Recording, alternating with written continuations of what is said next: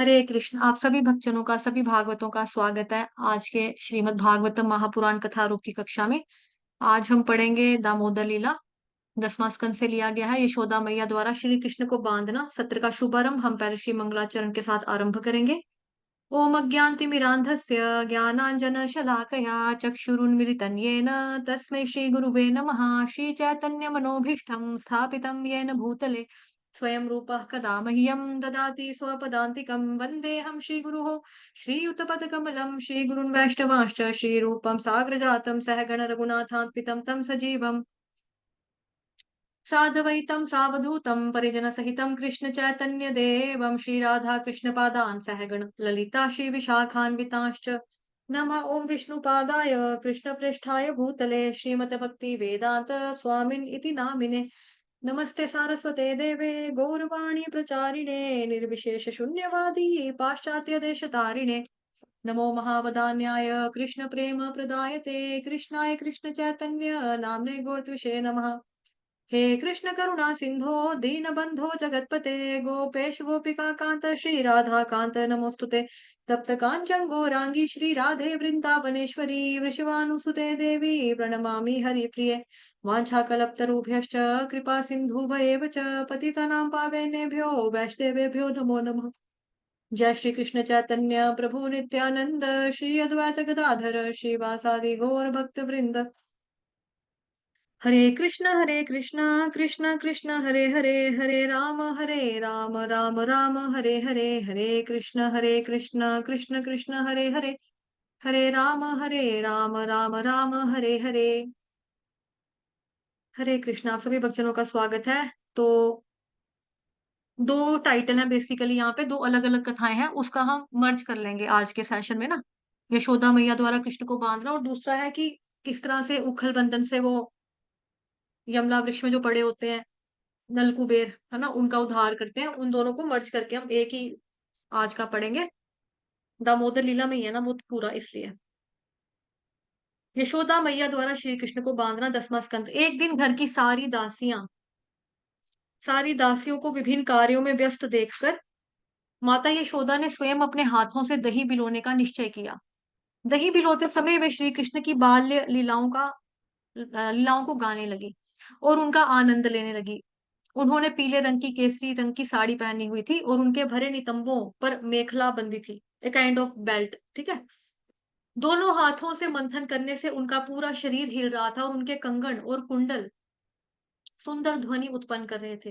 अपने पुत्र के प्रति गहन ममता और स्नेहवश उनके स्तन चू रहे दूध से सिक्त हो गए थे। उनके सुंदर मुख पर पसीने की बूंदें शोभा दे रही थी और सिर पर लगे मालती के फूल नीचे गिर रहे थे। श्री सनातन गोस्वामी अपनी पुस्तक वैष्णव तोषणी में लिखते हैं कि यह दीपावली का दिन था। नंद महाराज की गौशाला में यशोदा मैया ने कुछ ऐसी गायों को अलग रखा था जिन्हें एक विशेष प्रकार की घास खिलाई जाती थी। फलस्वरूप उनसे प्राप्त होने वाला दूध सुस्वादु और सुगंधित होता। यशोदा मैया ने स्वयं माखन निकालने का विचार किया, क्योंकि उन्होंने सोचा कि शायद उनकी दासियां अच्छी तरह से माखन नहीं निकालती। इसीलिए श्री कृष्ण दूसरों के घरों में चोरी करने जाते हैं। पहले समय में यह प्रथा थी कि यदि कोई व्यक्ति किसी वस्तु का निरंतर स्मरण करना चाहता था तो वह उसके लिए गीत बनाकर उसे गाता रहता था। यशोदा मैया किसी भी क्षण कृष्ण की लीलाओं को भूलना नहीं चाहती थी, और इसलिए उन्होंने ऐसे गीत बनाए जिन्हें वे मंथन करते समय गाया करती थी। 24 घंटे कृष्ण भावना में रहने के इच्छुक भक्तों को इसी रीति का पालन करना चाहिए। यशोदा का गीत सुनकर श्री कृष्ण की नींद खुल गई। वे अपने नन्हे पैरों से चलकर उनके पास पहुंचे और संकेत द्वारा माता के स्तनपान की इच्छा व्यक्त व्यक्त की। कृष्ण को इतनी भूख लगी थी कि उन्होंने माता को दही मंथन से रोकने के लिए मथनी को पकड़ लिया। मैया ने सुखपूर्वक कृष्ण को अपने गले से लगाया और अपनी गोद में बिठाकर स्तनपान करवाने लगी। तीव्र स्नेह के कारण उनके स्तन असीमित दूध से भरे थे, और श्री कृष्ण को प्रसन्नतापूर्वक दूध पीते देखकर वे मोहित होकर उनके मुख को निहारने लगी। अचानक यशोदा मैया ने देखा कि चूल्हे पर रखे दूध में उफान आ गया। उन्होंने तुरंत अपने पुत्र को उतार कर नीचे रखा और दौड़कर दूध को संभालने के लिए चली गई। अभी तक श्री कृष्ण का पेट नहीं भरा था, और इस प्रकार माता द्वारा उपेक्षित होने पर उन्हें क्रोध आ गया। दांतों से अपने लालिमा युक्त होठों को काटते तथा नकली आंखों में नकली आंसू लिए श्री कृष्ण ने निकट ही पड़ा एक पत्थर उठाया और दही के घड़े की पेंदी पर दे मारा। उसके बाद माता के भय से वे पास वाले कमरे में गए और एकांत स्थान में बैठकर अभी अभी निकाले गए ताजे मक्खन को खाने लगे। चूल्हे से दूध उतारकर जब यशोदा मैया वापस लौटी तो उन्होंने देखा कि मटका फूटा पड़ा था। सारी दही बह चुकी थी और श्री कृष्ण वहां से नदारद थे। उन्हें समझते देर नहीं लगी कि यह शरारत कृष्ण की है। यह सोचकर कि उनके दंड के भय से श्री कृष्ण वहां से भाग गए हैं, अब वो मुस्कुराने लगी। दही में सने कृष्ण के छोटे छोटे पैरों के चिन्हों का पीछा करते हुए माता यशोदा कुछ ही क्षणों में कृष्ण तक पहुंच गई। कृष्ण उल्टे रखे उखल पर बंदर बैठकर बंदरों को माखन बांटकर खिला रहे थे। चूंकि कृष्ण ने अपराध किया था, इसलिए बीच बीच में वे भयवश इधर उधर देखते कि कहीं माँ आ तो नहीं रही है। इसलिए माता यशोदा पीछे से दबे पांव आने लगी। कृष्ण से पहले बंदरों ने हाथ में कृष्ण से पहले बंदरों ने हाथ में छड़ी लेकर आती यशोदा मैया को देख लिया। वे तुरंत उछलकर दौड़े। उन्हें दौड़ता हुआ देखकर कृष्ण भी समझ गया कि माँ आ रही है। एक छलांग लगाकर वे उखड़ से कूदे और भयभीत होकर भागने लगे। यशोदा मैया उनके पीछे पीछे दौड़ी, परंतु भारी स्तनों और पतली कमर के कारण उनकी गति धीमी पड़ने लगी। दौड़ते दौड़ते उनके बाल खुल गए और उनमें सजे फूल नीचे गिरने लगे। परंतु घोर तपस्याओं के बाद भी महान योगी जिस परम सत्य भगवान कृष्ण को प्राप्त करने में असफल रहते हैं, माता यशोदा ने अंततः उन्हें पकड़ ही लिया। पकड़े जाते ही कृष्ण जोर-जोर से रोने लगे और वे अपनी आँखों को हाथों से मलने लगे और उनके आँसुओं में मिलकर काजल उनके गालों पर फैल गया। यशोदा ने कृष्ण की बाँह पकड़ी और कृष्ण भी अपना अपराध स्वीकार करते हुए क्षमा माँगने लगे। कृष्ण के भयभीत सुंदर चेहरे को देखकर यशोदा समझ गई कि कृष्ण बहुत डरे हुए हैं और इसलिए उन्होंने अपने हाथों में पकड़ी हुई छड़ी फेंक दी। माता यशोदा कृष्ण को दंडित नहीं करना चाहती थी, परंतु वे उन्हें डांटते बोली, कृष्ण आज मैं तुम्हें बांध कर रहूंगी जिससे तुम और शैतानी ना कर सको, इसलिए कुछ समय के लिए तुम अपने मित्रों के साथ नहीं खेल पाओगे। कृष्ण को बांध कर यशोदा उन्हें दंड नहीं अपितु कुछ समय के लिए उनकी शरारतों पर अंकुश लगाना चाहती थी और साथ ही उन्हें भय था कि भयभीत अवस्था में श्री कृष्ण कहीं बाहर न चले जाएं। कृष्ण के प्रति गहन स्नेहवश यशोदा ने कभी भी इस बात पर ध्यान नहीं दिया कि उनका पुत्र परम भगवान है। यहाँ तक कि बड़े बड़े देवता कृष्ण से डरते हैं और यहाँ कृष्ण अपनी माता के हाथों में छड़ी देखकर डरे हुए थे। यशोदा मैया से घर यशोदा मैया घर से एक रस्सी लाई और कृष्ण को बांधने लगी, परंतु वह रस्सी 2 उंगली छोटी पड़ गई। वे फिर से अंदर गई और जोड़ने के लिए एक और रस्सी ले आई, परंतु उन दोनों को मिलाकर बांधने के बाद भी रस्सी रस्सी उतनी ही छोटी थी। एक एक करके उन्होंने घर की सारी रस्सियों को जोड़ दिया, परंतु इतना होने पर भी जब श्री कृष्ण को वो कमर में रस्सी बांधती तो 2 उंगली छोटी ही पड़ जाती। आस पड़ोस की सारी स्त्रियां वहां जुटकर इस तमाशे को देख रही थी। इस अद्भुत घटना को देखकर सब आश्चर्यचकित थे और यशोदा माता मुस्कुरा रही थी। दौड़ने में हुए परिश्रम के कारण यशोदा पसीने से नहा चुकी थी। जब कृष्ण ने देखा कि उनकी माता बुरी तरह से परेशान हो चुकी और थक चुकी है, तो कृपावश बंधना स्वीकार कर लिया। यह भगवान का एक गुण है। यद्यपि वे संपूर्ण सृष्टि को नियंत्रित करते हैं, परंतु फिर भी उन्हें अपने भक्तों के द्वारा नियंत्रित होने में सुख की अनुभूति अनुभूति होती है। जिस सूखर पर कृष्ण चढ़े थे, उसी से उन्हें बांधकर माता यशोदा घर के कार्यों में व्यस्त हो गई। तभी कृष्ण की दृष्टि आंगन पर खड़े 2 अर्जुन वृक्षों पर गई, जिन्हें यमला अर्जुन कहा जाता था। पूर्व युग में वे दोनों वृक्ष नल कुंवर और मणिग्रीव नाम से कुबेर के पुत्र थे।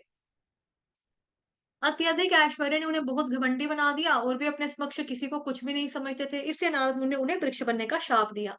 अगला पढ़ेंगे 10वां स्कंद यमलार्जुन वृक्षों का उद्धार।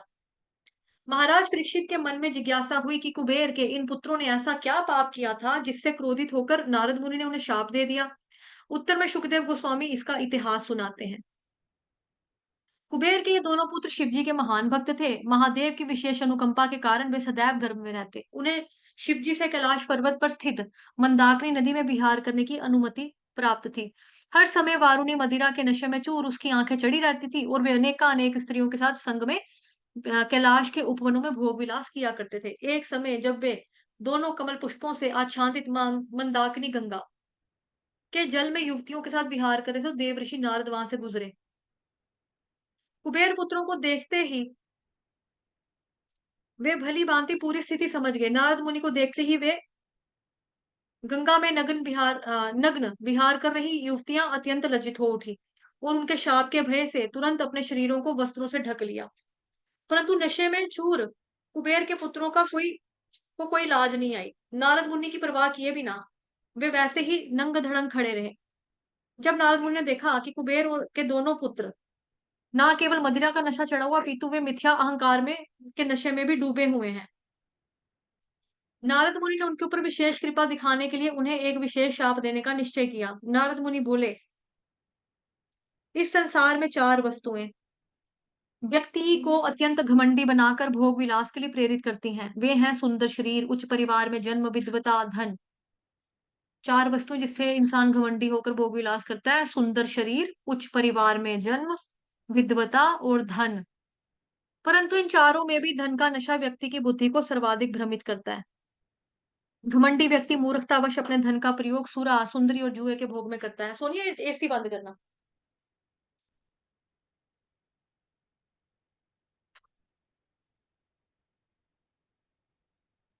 घमंडी व्यक्ति मूर्खतावश भोग करता है। अपने धन अथवा उच्च जन पर अभिमान रखने वाले लोग इतने क्रूर हो जाते हैं कि वो अपने मृत शरीर को पोसने के लिए निर्दयता से निरीह प्राणियों की हत्या करते हैं और कई बार वे केवल मनोरंजन के लिए पशुओं को आबद्ध कर देते हैं। हाँ, जैसे कई लोग तो खाने के लिए करते हैं ना, मतलब दुकान पे जाके खरीद लिया मीट या बकरा वगैरह।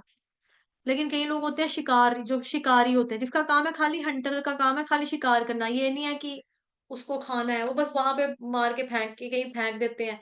कोई जो बड़ा शिकार करते हैं शेर चीते का, वो ले आते हैं अपने घरों में, खाल खूल निकाल के उसकी दीवारों पे टांग देते हैं कि मैं इतना बहादुर हूँ कि मैंने शेर को गोली मारी। बहादुरी तो उसमें है ना कि दोनों हाथों से लड़कर दिखाओ है ना। लेकिन एक निहत्थे प्राणी के ऊपर बंदूक तान कर चला देनी, तो वो तो उसमें तो कोई बहादुरी की बात नहीं है। ये खाली एक तरह का एंटरटेनमेंट, अपना वो है, शौक पूरा करना। गन चलाने का शौक पूरा करना कि इंसान को नहीं मारा तो जानवर को मार के वो कर लिया। कई लोग जैसे चिड़ियों को मारते हैं, कुग्गी होती है ना, जो ऐसे बोलती है कुक्कू कुक्कू कु कुग्गी। उसको कुक्कू कहते हैं शायद इंग्लिश में, कुक्कू बर्ड।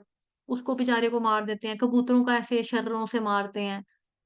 पैरट को भी कई लोग ऐसे कर देते हैं और कई लोग तो इतना ज़्यादा उससे आसक्ति हो जाती है तोतों के साथ कि उसके ना पर काट देते हैं ताकि उड़ ना पाए। ये गलत है ना लेकिन।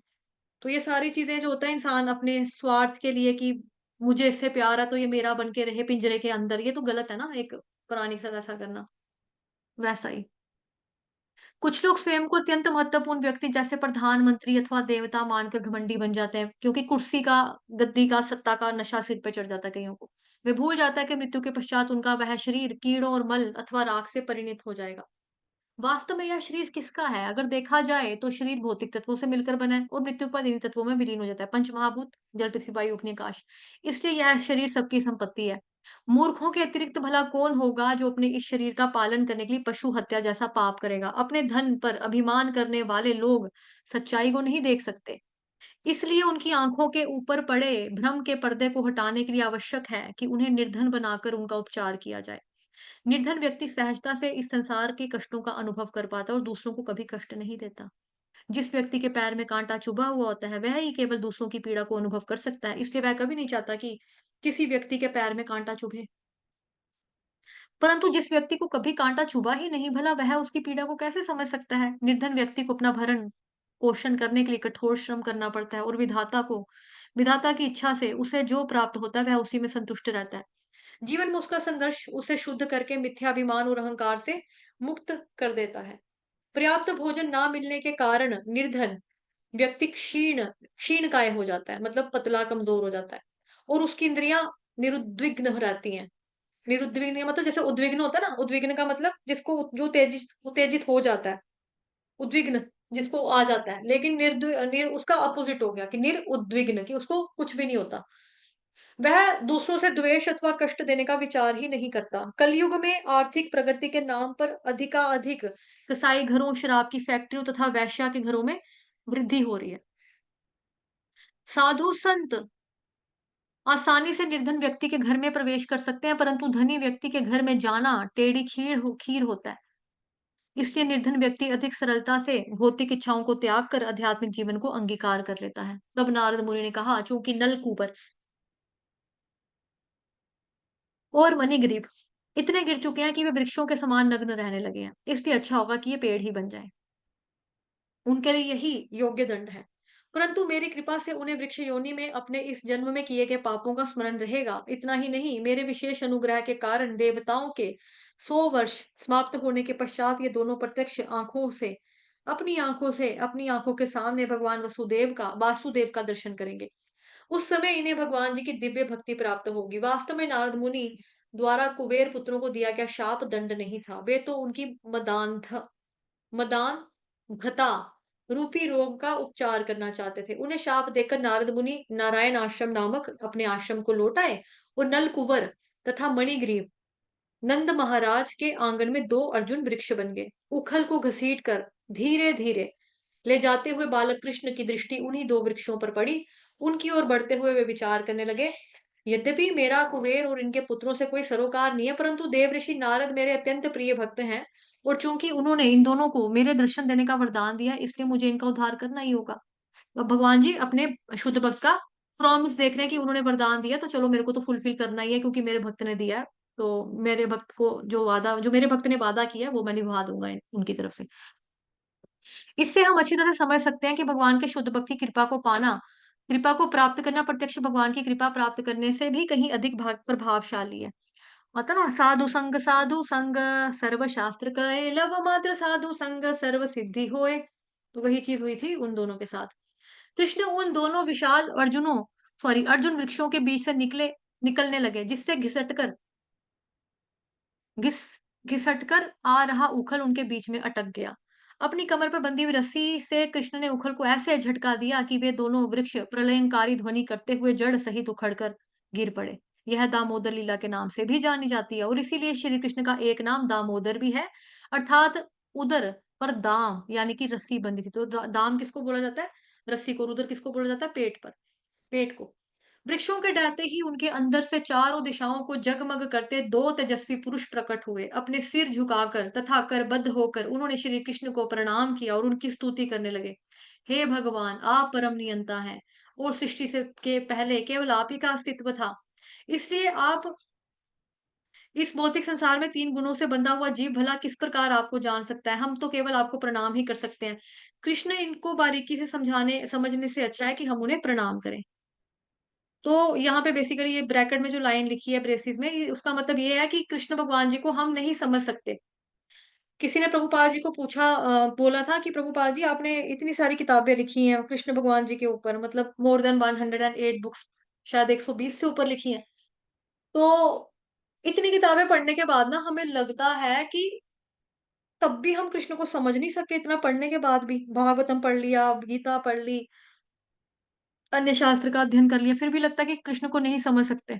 तो प्रभुपाद जी ने बोला, ये किताबें मैंने लिखी ही तभी हैं, इसीलिए तो लिखी हैं, ताकि इतना जानने के बाद आपको समझ में तब आ जाए कि हम नहीं समझ सकते, वो अचिंतनीय है, अकल्पनीय है, हमारी कल्पनाओं से परे हैं, हम उनको नहीं समझ सकते। तभी करके मैंने इतनी बुक्स लिखी हैं। तो यही चीज़ हमको बताई जा रही है, आप जितना मर्ज़ी कृष्ण के बारे में जान लो, लेकिन फिर भी आप नहीं समझ सकते, तो हमें क्या करना है? उनको हर चीज़ को डिटेल में समझने से ज़्यादा बेटर क्या है कि आप उनको प्रणाम करो, भगवान जी को नमस्कार करो, प्रणाम करो, ठीक? हे देवाधिदेव, हम सदैव आपके दासों के दास रहेंगे। गोपीर भट्टो पद कमलयोर दासा दासा दासा अनुदास। विशेष रूप से श्रीपाद नारद मुनि के, क्योंकि उनकी वजह से ही हुआ ना ऐसा। अब कृपया आप हमें अनुमति दें जिससे हम अपने घर को लौट सकें। शील नारद मुनि की कृपा से आज हमें आपके दर्शनों का सौभाग्य प्राप्त हुआ है। हमारी आपसे यही विनती है कि आज के बाद हमारी वाणी केवल आपका यशोगान करे, हमारे कान केवल आपकी महिमाओं को सुने, हमारे हाथ और पैर केवल आपको प्रसन्न करने वाले ही कार्य करें। ऋषिकेन ऋषिकेश सेवनम भक्ति रुच्यते, है ना? और हमारे चित्त सदैव आपके चरण कमलों का ध्यान करते रहें। गोपियों की रस्सियों द्वारा मजबूती से बंधे हुए श्री कृष्ण ने मुस्कुराते हुए कहा, देव ऋषि नारद मुनि करुणा के आगार हैं, उनका शाप वास्तव में तुम्हारे ऊपर उनकी विशेष कृपा है। मुझे इन सब बातों का पहले से ही ज्ञान था। जिस प्रकार सूर्य के संपर्क में आने से अंधकार नष्ट हो जाता है, उसी प्रकार मेरे शुद्ध भक्तों के संपर्क में आने से व्यक्ति का भौतिक बंधन छिन्न भिन्न हो जाता है। परंतु अपराधी तथा द्वेषी मानसिकता वाले लोगों को सुधरने में अधिक समय लग सकता है। हे नलकूबर और मणिग्रीव, अब तुम अपने घर लौट सकते हो। चूँकि तुमने सदैव मेरी भक्ति में संलग्न रहने की इच्छा व्यक्त की है, तुम्हारी वह इच्छा अवश्य पूरी होगी और फिर कभी तुम्हारा इस स्थिति से पतन नहीं होगा। अंत में कुबेर पुत्रों ने भगवान श्री कृष्ण की प्रदक्षिणा की, उन्हें प्रणाम किया और उनकी अनुमति प्राप्त करके वहां से प्रस्थान कर गए। हरे कृष्ण कृष्ण कृष्ण हरे हरे, हरे हरे राम राम, हरे राम राम राम राम, राम हरे हरे, हरे हरे कृष्ण हरे कृष्ण कृष्ण कृष्ण हरे हरे, हरे हरे हरे राम हरे हरे राम राम राम राम हरे राम हरे। हरे। वाञ्छाकल्पतरुभ्यश्च कृपासिन्धुभयेव च पतितानां पावनेभ्यो वैष्णवेभ्यो नमो नमः। अनंत कोटि वैष्णव वृंद की जय, जगत गुरु श्रील प्रभुपाद की जय, श्री कृष्ण चंद्र भगवान की जय, ग्रंथराज श्रीमद् भागवतम महापुराण की जय, आप सभी भक्तों की जय। धन्यवाद।